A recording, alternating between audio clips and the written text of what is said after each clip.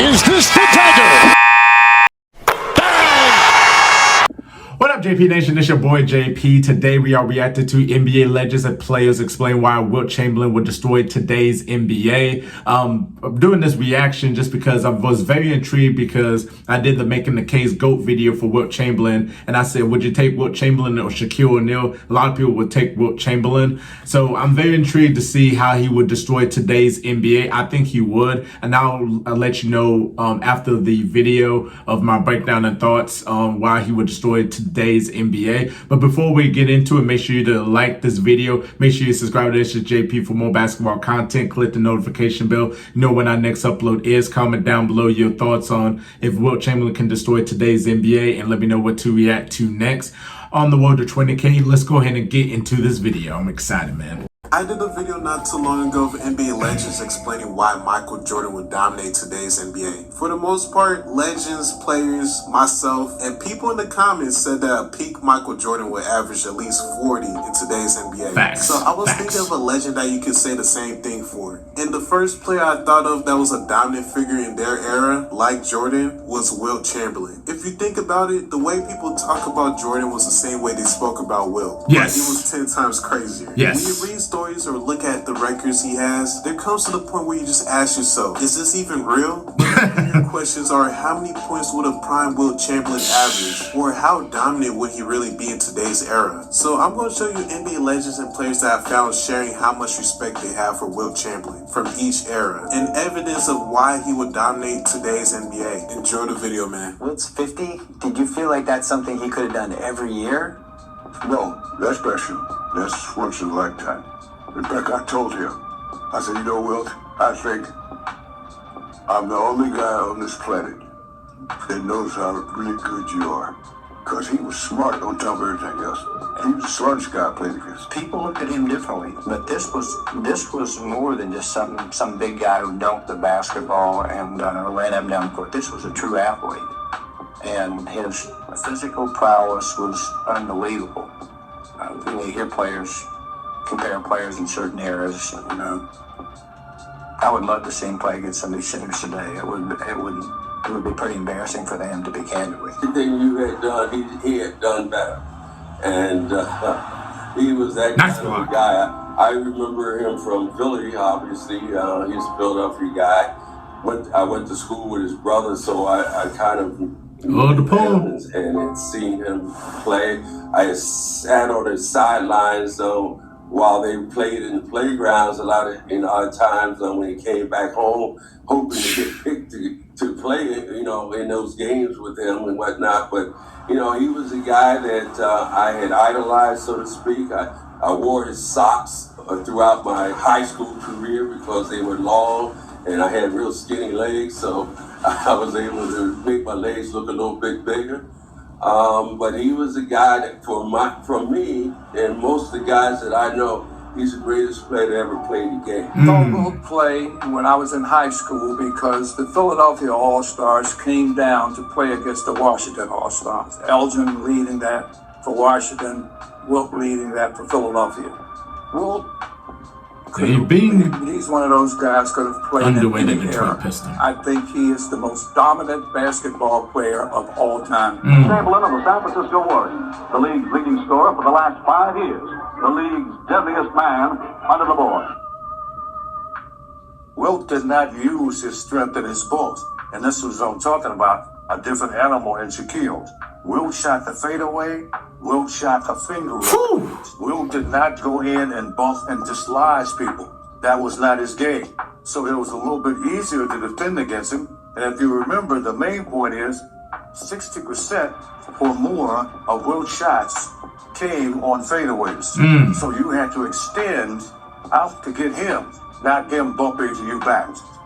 Who was the best basketball player that you've seen that you really admired their game? When I watched Wilt Chamberlain, listen, he got still over 60-some NBA records that would never be broken. The guy averaged 50 and 30 rebounds a game for one season. I can't believe it when I read it. I saw a video, an old tape of him, where a guy goes to shoot it over and he lobs it high. Chamberlain jumps and his fingertips Wow. at the top of the backboard. Wow. When he catches a shot, I've never seen anything like that. That's unhuman. Yes. You know, for someone to do that, and so what he did and his dominance, and with the physicality that he played with, where people were basically trying to take him out, and they couldn't. He was too strong. I mean, he was benching 650 pounds before games. The guy was an incredible. So you start with Russell, you start with guys like Wilt Chamberlain and Kareem. Those guys was before their time. Brown boys and girls, let me teach you who the Big Dipper is. Let me teach you who Wilt the Stilt is. All ears. Who's a terrific athlete beyond playing basketball, was a 7-footer who literally should have his own record book. This is why a 6'3" guard like Russell Westbrook is being compared to him for triple doubles. A 6'5" guard like James Harden is being compared to him for the way he scores. And a 7-foot player like Jokić is being compared to him for having triple doubles, because he's the unstoppable force in the history of basketball. And it's not just dunks. Look at that step back, one leg jump shot. People act like Dirk invented that. Sick. Wilt was doing that then. Finger rolls, dunks. He could put up video game numbers. Here's a guy during a basketball season, averaged 50 points and 25 rebounds. Wow. 50 points and 25 rebounds. And then 25. And then people said that he was selfish. So you know what he did? Went back and led the league in assists. Wilt, the reason he's passing the ball now is he can't score anymore. He's getting too old. And I'm not sure if it was the next 3 or 4 games, he averaged over 60 points, just to let everybody know that he hadn't forgotten how to score. Then he went back to getting assists and led the league that year in assists. Wilt, there will never be anybody like they always say that about Michael. They always say that about other players, but they would never, ever be another Wilt. Really don't see a 100-point game ever happening with him. I don't see anybody doing it. I don't know if anybody will ever eclipse 100 points. If I were to score 100 points, it would probably be me, bunch of preschoolers. I think it'll take just as long as it did for Kobe to do it, if not longer, for the next. Kobe had the 81 against Toronto Raptors in LA. But I don't know if anybody will even eclipse that. Kobe had 81, and he took like 80 shots. I'm a coach at UCLA, and he used to come to the men's gym and organize games. I remember. There were a lot of pickup games. I remember that. All the time, and he used to make the sides and stack them.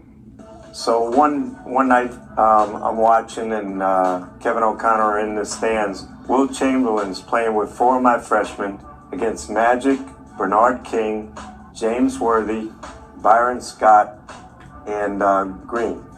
AC Green. AC Green. Huh? And it's game point. Magic throws a sky hook. Wilt blocks it. Magic calls game. And Wilt says, that wasn't goaltended. That was a clean block. And Magic took the ball. He said, game over next. And Wilt said, hey, coach, was that goaltended? And I said, no, that was a clean block. Magic says, what do you think he's going to say? They're his kids. And Wilt says, all right, look, we're going to play a game till 12. We'll do it again. Winner stays, and there'll be no more shots made at this basket. He blocked everything. Wow. 43 years old. Wow. Blocking everything. It was unbelievable. Somebody who used to play in those 80s games, who I asked who's the best player you ever played with or against, told me it was about a 50-year-old Wilt Chamberlain at those UCLA pickup games. Wilt was unbelievable. He was really a superlative athlete, and I think has really lost on people these days because they don't see that very often. I've been watching. We'll give you a couple talks somewhere. All right. Never gonna say who's the greatest of all time. To me, I think that's more for PR and more for selling stories and getting hype. I never played against Wilt Chamberlain. You see Michael Jordan, I'm the product of modern basketball, modern technology.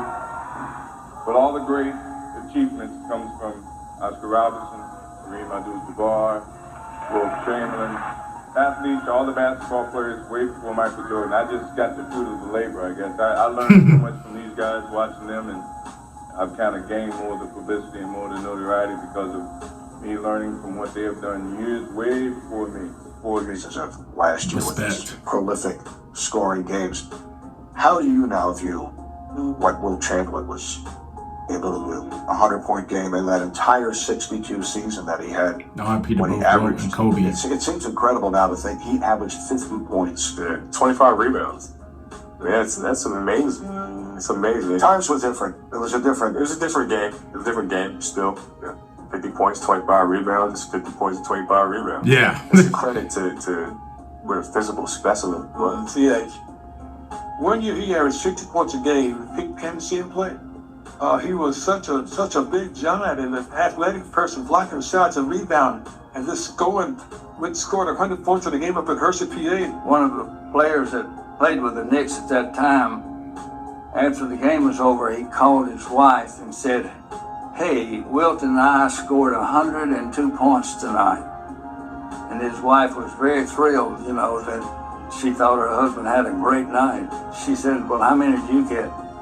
He said, "Well, Wilt got 102. This historic game as Wilt played for the Warriors against the Knicks after scoring 41 points in the first half. That's crazy. He exploded for Wow. 59 more in the second half. He Wow. took 63 shots, made 36 of them. Wow. What might be most impressive is that Chamberlain was a career 51% free throw shooter, and he hit 28 of his 32 free throws. Press. Wilt Chamberlain is the only Superman to ever play the game. His records are hilarious.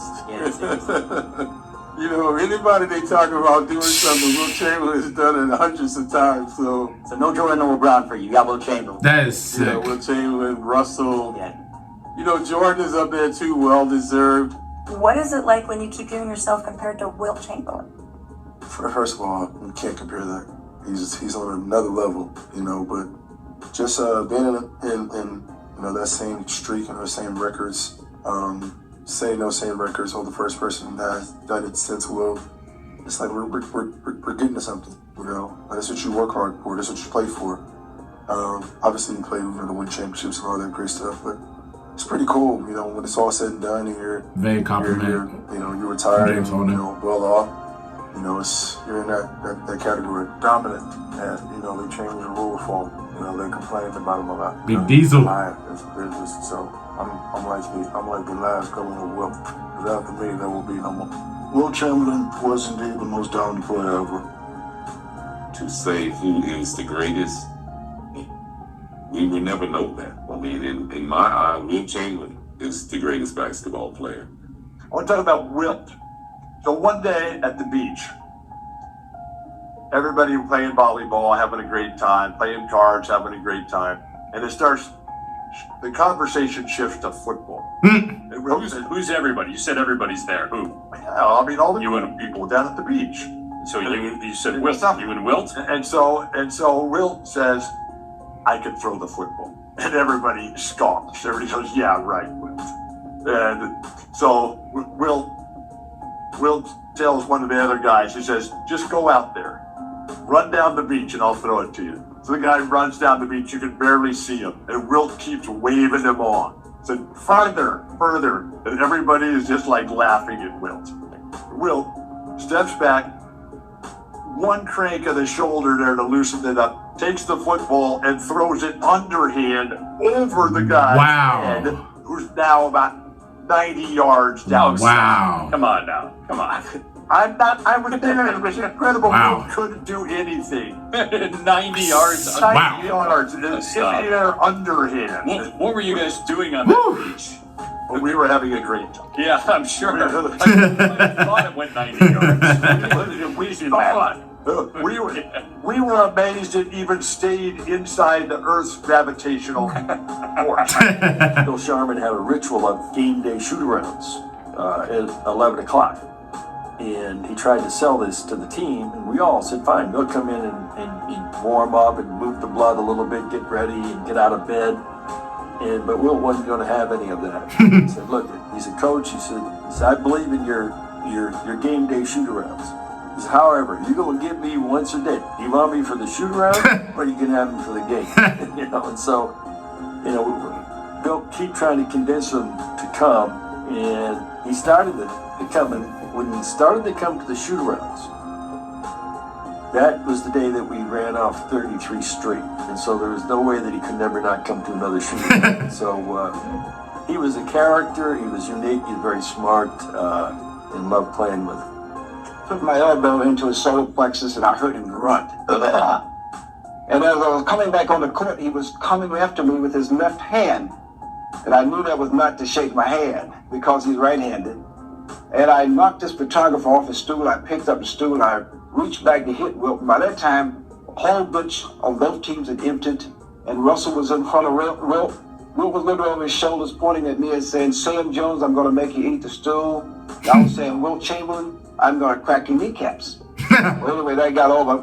The next night we played in Philadelphia. And so Wilt Chamberlain told me, he said, don't come into the paint tonight. And, being a smart aleck, I said, well, I'm going to come in there. The first time I got the ball, I went in for a layup. He did not try to block the ball at all. He blocked my body. He put me flat on my back. And I remember him coming and getting close to me and saying, the next time you come in here, I'll knock you flat on your butt again, as he was picking me up. I says, I won't be back. I did not come back. Meeting Wilt Chamberlain, it was like seeing someone that you never think you would see, like seeing an angel. That sometimes you think like, wow, a young KG. How could you seen an angel?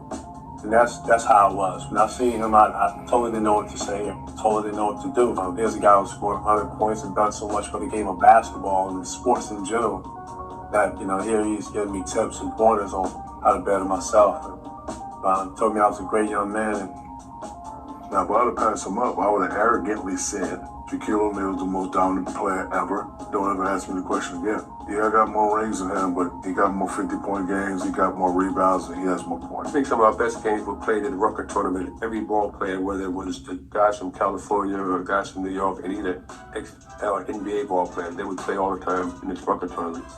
And I remember there was a game against Brooklyn. I played with Brooklyn, and Wilt played with the team from Philly.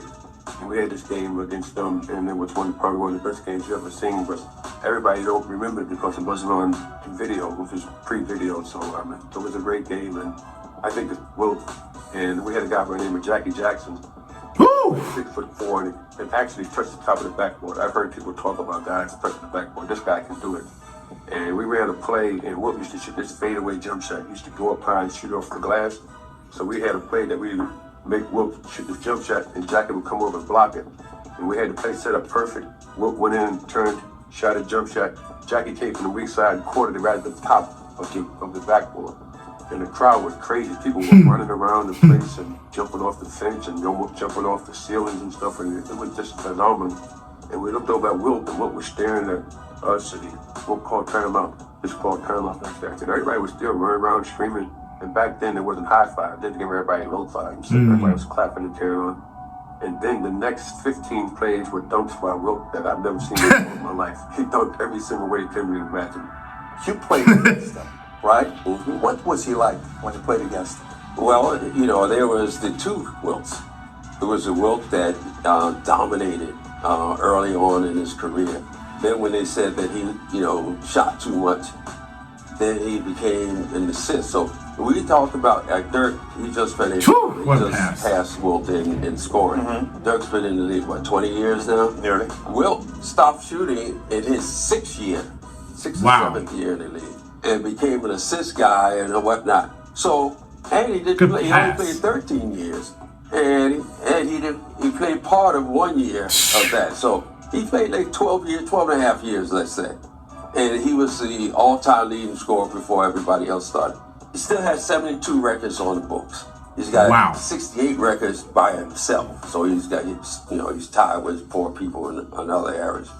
I mean, and this has been 40-some years ago. Just numbers in itself tell 50 points a game, average 20-some rebounds a game. He averaged almost 48 minutes a game. I mean, when you led the league in assists once, which is unheard of as a center. Exactly. Whatever they said he couldn't do, he did. Jordan. Right. And you still don't put him ahead of Wilt? No.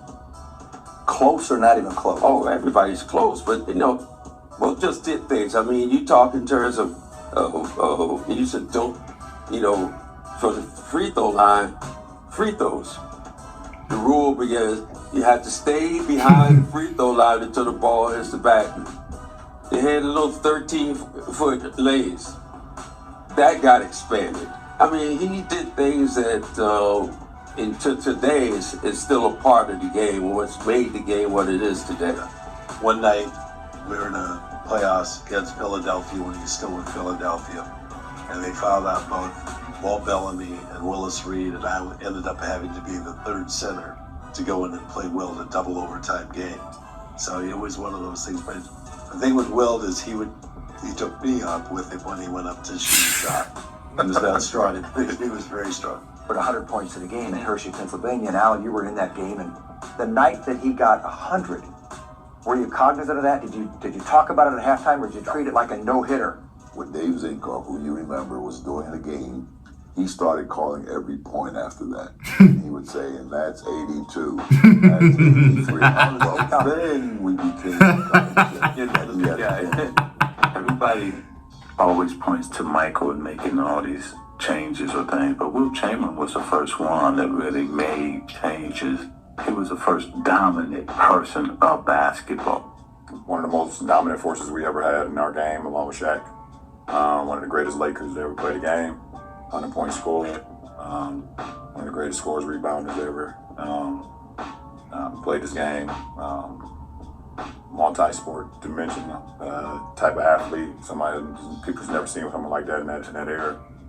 So just dominant in all walks of life, not only just basketball. But Wilt was playing for Philadelphia. We used to have a Thanksgiving night game with Philadelphia every year. Noontime of the game. Wilt came by the hotel, got me, and took me home with him, and I had dinner with him and his mother, his father, and his sisters and brothers. And after dinner, his mother said to me, I understand you take a nap every afternoon. I said, yes. She said, well, you can go in Wilt's bed and take a nap. And so I took a nap that afternoon, and then we went to the game together. This is an annual thing. See, I never considered him a rival. I always considered him as a competitor.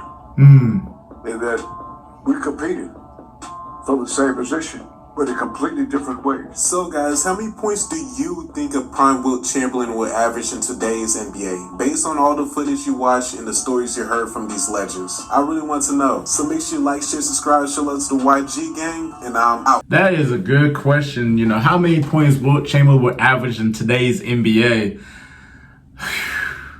Probably 50. Probably over 50 points a game. I mean, he averaged 50 points, 25 rebounds in one season. Like he led the league in assists. That's just unbelievable. Like looking at this video and breakdown, Wilt Chamberlain, I mean, one of the most dominant players of all time. Just a physical specimen, like the strength that he had. Like, you know, I seen a video or photo of him picking up Arnold Schwarzenegger with one hand, one arm. Arnold Schwarzenegger was huge back then. I mean, his athleticism, just doing the high jump. I mean, he was quick too for his size. I mean, Wilt was just dangerous, man. He was dangerous. And then that fadeaway, that go-to fadeaway one-legged shot, man. Money. Just money right there, you know.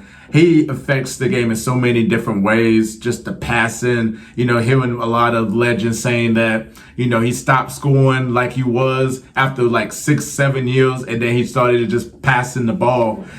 Man, just looking at these videos, this guy was just unbelievable. Wilt was just unbelievable. And maybe change a little of perception about Wilt Chamberlain too as well. Yeah, just the lack of championships and all that. But I mean, he's still got record books to this day. Like a lot of records to this day that probably will never be broken unless you're going to have another Wilt Chamberlain type of player in the NBA that could generate 3-point shots. So, you know, just do all of this and all that, you know, doing everything. But I mean, you're just never going to see it again. A guy like that.